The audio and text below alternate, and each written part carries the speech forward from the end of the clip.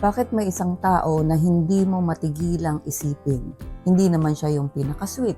Hindi rin siya yung palaging nagte-text or palaging nandyan para sa'yo. Hindi siya yung consistent sa lahat ng kanyang ginagawa para sa'yo. Sa katunayan, siya pa ang tao na madalas kang ini-ignore. Pero hindi ka ba nagtataka na habang lumalayo siya, ay mas lalo mo siyang iniisip? Habang mas kaunti ang atensyon na ibinibigay niya sa'yo, mas lalo mo siyang ginugustong habulin.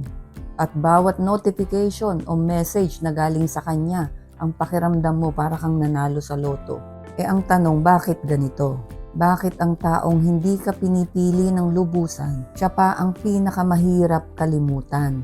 At bakit parang mas madaling kalimutan ang taong mabait sa'yo kesa sa taong paulit-ulit kang binabaliwala?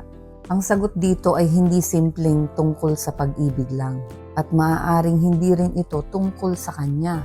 Ito ay maaaring tungkol sa nangyayari sa loob ng utak mo.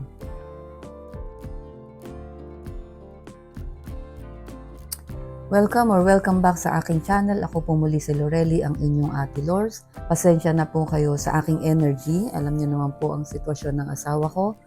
At pinipili ko lang po talagang gumawa ng video para makabawas sa aking nararamdaman. Medyo malibang at makipag-usap sa inyo. So sa ngayon po ang sitwasyon ng asawa ko ay nasa 12 days na po kami na comatose pa rin po siya. So maraming salamat pa rin sa inyo sa pag-i-stay nyo sa panonood sa aking mga video. So ang topic natin ngayon, ito yung isa sa pinakamasakit na karanasan ng ibang tao. Hindi minsan yung breakup hindi rin yung pag-aaway, kundi yung pakiramdam na hindi ikaw ang pinili. Dahil bilang tao, may malalim tayong pangangailangan na dapat maramdaman natin na mahalaga tayo, na gusto tayo ng isang tao, o kahit na nagugustuhan tayo ng mga tao, na tayo ay belong. At kapag merong isang tao na paulit-ulit tayong hindi pinipili, merong parte ng ating utak na hindi matanggap yon. Kaya kahit alam mo na minsan ay hindi talaga siya para sa'yo, kahit alam mo na wala siyang effort para sa'yo, kahit alam mo na hindi kanya priority, iniisip mo pa rin siya. So pag-usapan natin bakit ganyan, ano ba ang nangyayari sa utak natin kapag merong ganitong sitwasyon. So unahin natin, ang part 1, hindi ito kahinaan. Human nature ito. Maraming tao ang nahihiyang aminin ito. Iniisip nila na, bakit ako ganito? Bakit hindi ko siya makalimutan? Ano bang mali sa akin? Pero dapat mong maintindihan na ito ay bahagi ng pagiging tao natin. Hindi dahil desperado ka, mahina ka o nababaliw ka na. Ayon sa mga pag-aaral ng mga psychologist, ang utak natin ay hindi ginawa para sa modern dating. Hindi ito ginawa para sa sin zone. Hindi ito ginawa para sa situationship. Hindi rin ito ginawa para sa mga mixed signals. Ang utak natin ay nakadesign para mabuhay sa isang komunidad kung saan ang rejection ay maaaring mga hulugan ng pagkawala ng protection at kaligtasan. Kaya natural na masaktan tayo kapag nararamdaman natin na hindi tayo kabilang or we are not belong o hindi tayo pinipili. Part 2, ito na yung dopamine trap. Marami na tayong video dyan about sa dopamine. Ito ang bahagi na hindi alam ng karamihan. Maraming tao ang naniniwalang, mahal ko siya kaya ko siya iniisip. Mahal ko siya kaya hindi ko siya makalimutan. Pero minsan hindi yun ang katotohanan. Ang mas malaking dahilan dyan ay tinatawag na intermittent reinforcement. Ito ang sitwasyon kung saan minsan may atensyon, minsan wala, minsan sweet siya, minsan malamig, minsan naghahanap, minsan nawawala. At ayon sa mga pag-aaral, ang hindi predictable na reward sa atin ay nakaka-addict kesa dun sa consistent na reward. Ang uncertainty ay maaari magpataas ng ating anticipation at desire. Kaya kapag nag-message siya pagkatapos kanyang i-ignore ng ilang araw o ilang panahon, parang sobrang saya mo. Hindi dahil special yung message, dahil ang tagal mong in-anticipate, ang tagal mong dinesire na mag-message siya. Kaya pag dumating, sobrang lakas ng dating sa'yo at yung dopamine rush mo nandoon. Part 3, hindi siya ang hinahabol mo, kundi yung nararamdaman mo. Ang hinahabol mo ay yung pakiramdam. Minsan, hindi lang yung tao ang gusto natin. Ang gusto natin, yung pakiramdam na naibibigay niya sa'yo. Na pinipili niya ako, binabalikan niya ako, mahalaga ako, sapat ako. At kapag may taong palaging available para sa'yo, madalas, natitake for granted natin, hindi mo pinapansin.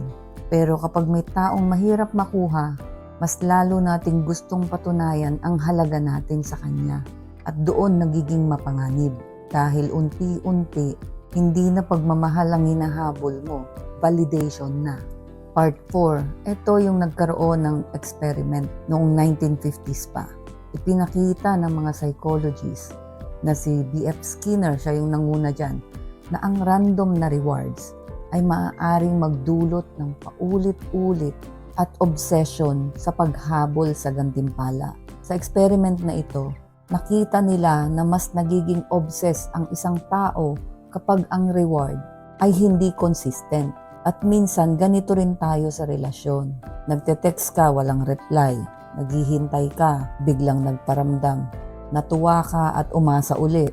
Paulit-ulit. Hanggang sa hindi mo na namalayan, paikot-ikot ka na lang dyan sa cycle na yan, nakulong ka na dyan.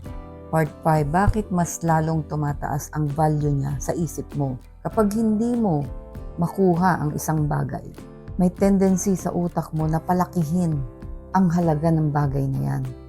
Unti-unti mong nakakalimutan ang red flags. Nakakalimutan mo ang sakit na binigay sa'yo. Nakakalimutan mo ang pag-iyak. At ang naaalala mo lang ay mabait siya noon, may moments naman kami, magbabago pa yan, may pag-asa naman kami. At dito nagsisimula ang idealization. Hindi mo na nakikita yung totoong tao at yung mga red flags niya. Nakikita mo na lang yung version na nilagay mo sa isip mo, yung version na gusto mo. Part 6, ito na yung tunay na panganib sa hindi mo makalimutang tao. Habang mas hinahabol mo ang taong hindi ka naman pinipili, tinuturuan mo ng maling leksyon ang sarili mo. Unti-unti mong pinapaniwala ang sarili mo na kailangan kong paghirapan ang pagmamahal, na kailangan kong habulin ang atensyon, na kailangan kong patunayan ang halaga ko. At kapag paulit-ulit mo itong ginagawa, madadala mo ito sa susunod na relasyon mo. At dito magsisimula kang maboring sa healthy na relationship.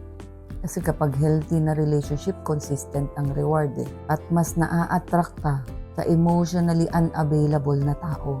Part 7, paano makakawala sa cycle na to?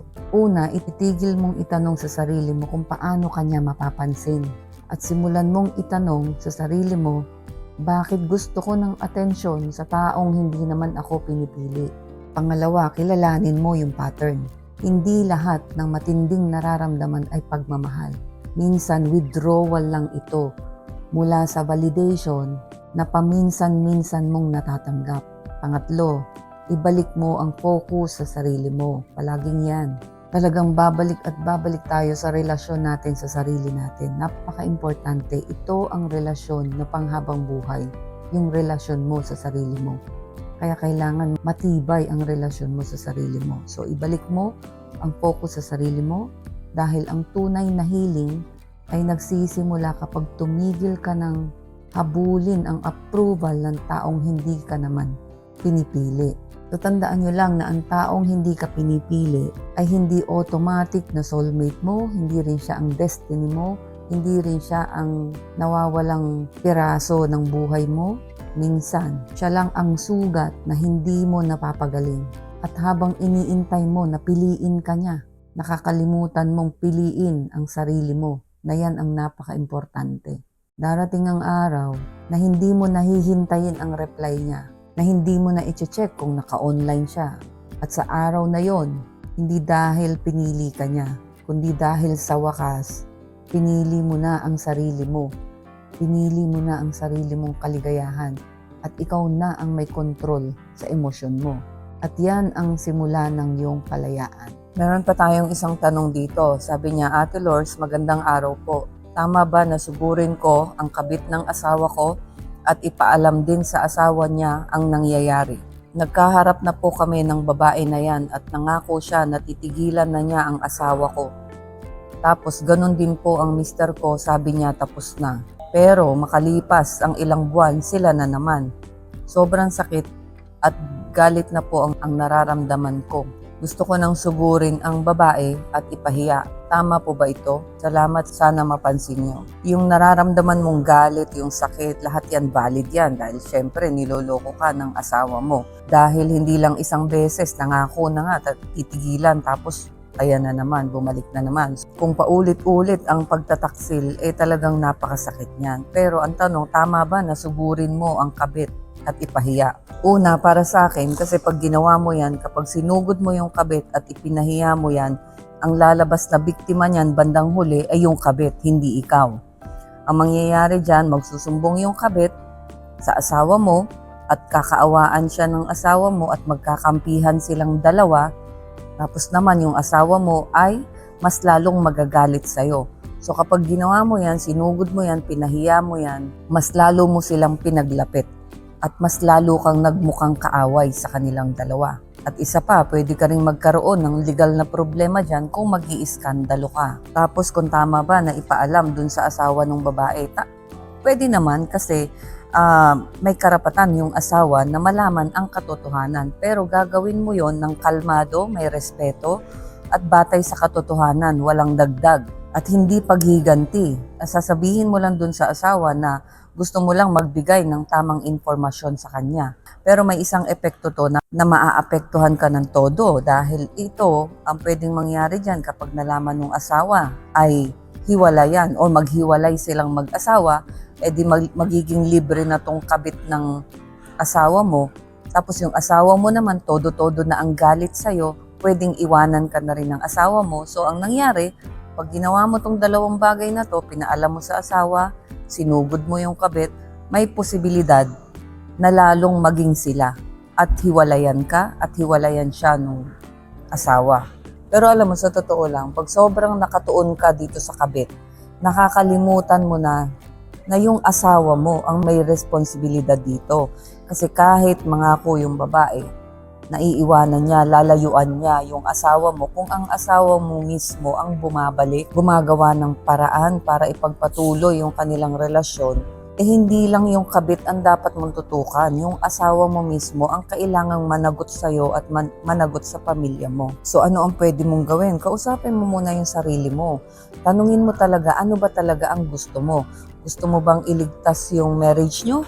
O gusto mong gumanti dahil sa nasasaktan ka? Tapos pagdating naman dun sa asawa mo, pag-isipan mong mabuti. Alam mo kasi kahit mawala yung kabit na yan, kung hindi magbabago ang asawa mo, maaaring kumuha yan ng panibagong kabit. So kahit tutukan mo ngayon yung kabit na yan at yung asawa mo naman ang hindi nagbabago, wala lang, masasayang lang ang pagod mo dyan, ang effort mo. So para sa akin, oo, valid yung magalit ka sa sitwasyon, pero hindi mo to pwedeng gamitin as gabay mo sa pagdidesisyon mo. Hindi maganda ang kalalabasan ng desisyon mo kapag ikaw ay may galit. Pero kapag humupa naman ang galit mo, tanungin mo naman ang sarili mo. Ano ang desisyon na pwede kong gawin ngayon na hindi ko pagsisisihan paglipas ng 1 taon o 2 taon? So para sa akin, huwag mong sirain ang buhay mo dahil lang sa taong sumisira sa buhay mo. At ang kabit ng asawa mo ay may pananagutan, pero higit sa lahat na may pananagutan sa desisyon na ito ay ang asawa mo.